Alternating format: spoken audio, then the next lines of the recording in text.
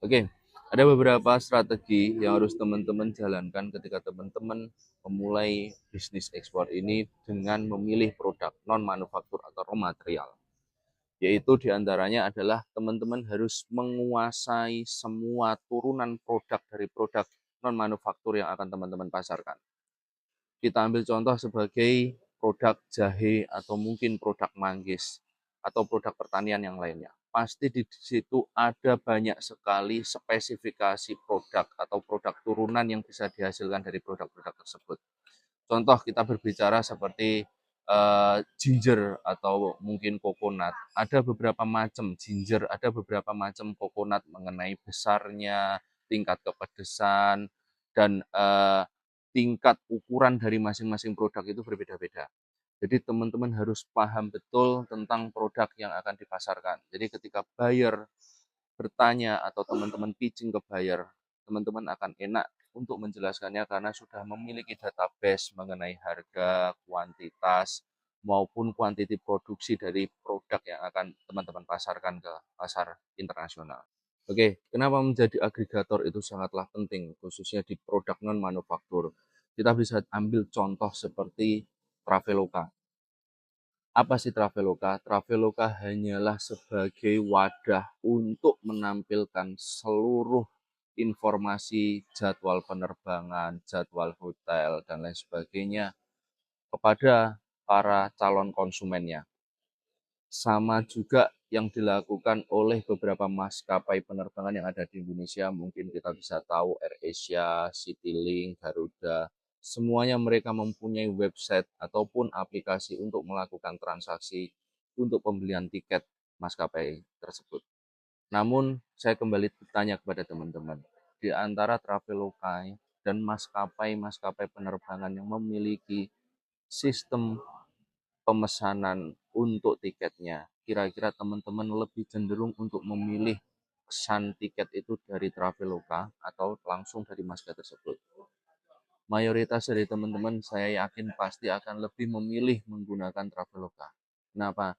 Karena fitur-fitur fasilitas yang mereka tawarkan jauh lebih lengkap. Pertama, di dalam Traveloka teman-teman bisa melihat semua jadwal penerbangan. Teman-teman bisa melihat semua harga yang ditawarkan masing-masing maskapai penerbangan.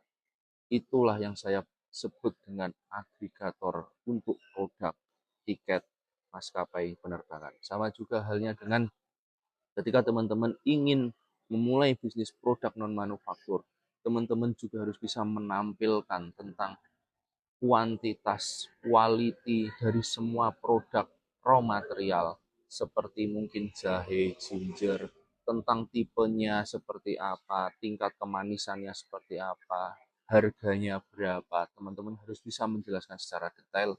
Ketika pitching dilakukan pada buyer, itu akan jauh lebih mudah karena teman-teman sudah menguasai database tentang produk-produk yang mau dipasarkan.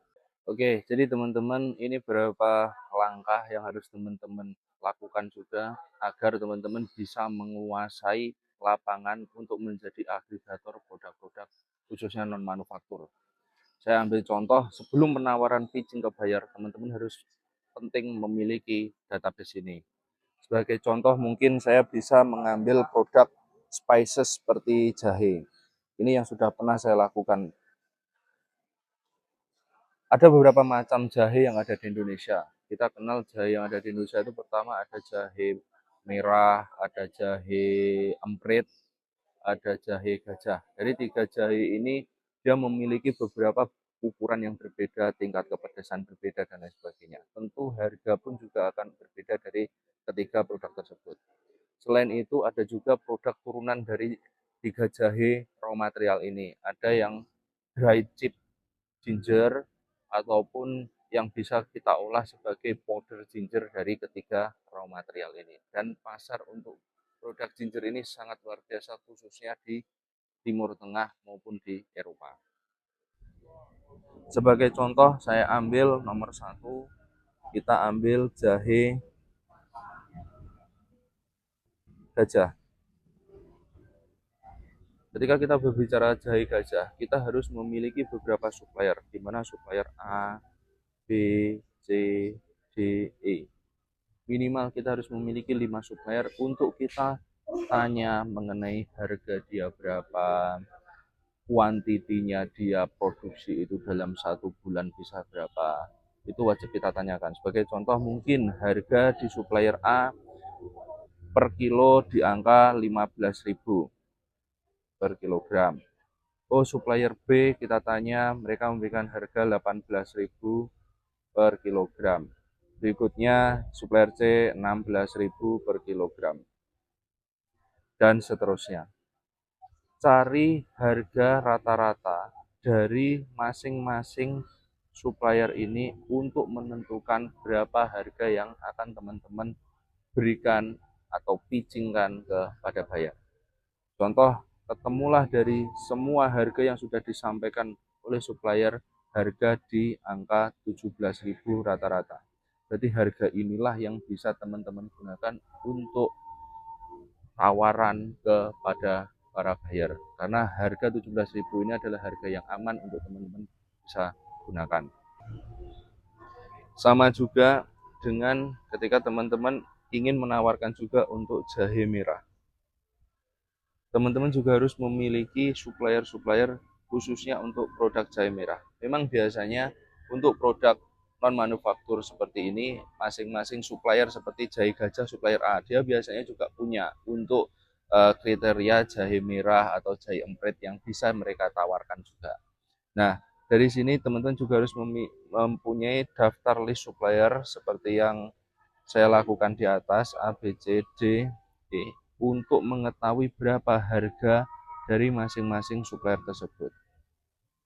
Setelah teman-teman tahu harga dari masing-masing supplier tersebut, maka akan ketemu rata-rata harga untuk bisa kita tawarkan ke buyer itu berapa untuk produk-produk ginger tersebut. Jadi ketika teman-teman sudah menguasai semua satu produk non manufaktur, khususnya raw material ini, teman-teman akan lebih mudah untuk pitching ke buyer karena teman-teman sudah memiliki database. Teman-teman ketika akan diajak komunikasi tentang jahe merah, jahe gajah, atau jahe emprit, teman-teman akan bisa menjelaskan, oh keunggulan dari jahe merah ini seperti ini, kuantitinya seperti ini yang bisa kita produksi, kualitasnya seperti ini yang bisa kita hasilkan. Kita memiliki lahan di tempat supplier A dan lain sebagainya, itu sebagai database kita untuk pitching ke buyer.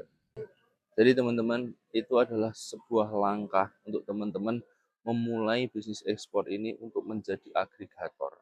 Adalah dengan mengumpulkan semua database yang teman-teman kuasai untuk bahan teman-teman pitching ke buyer.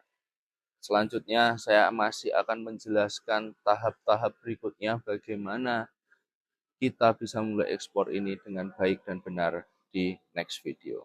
Tetap tonton video ini sampai habis dan ikuti terus. See you.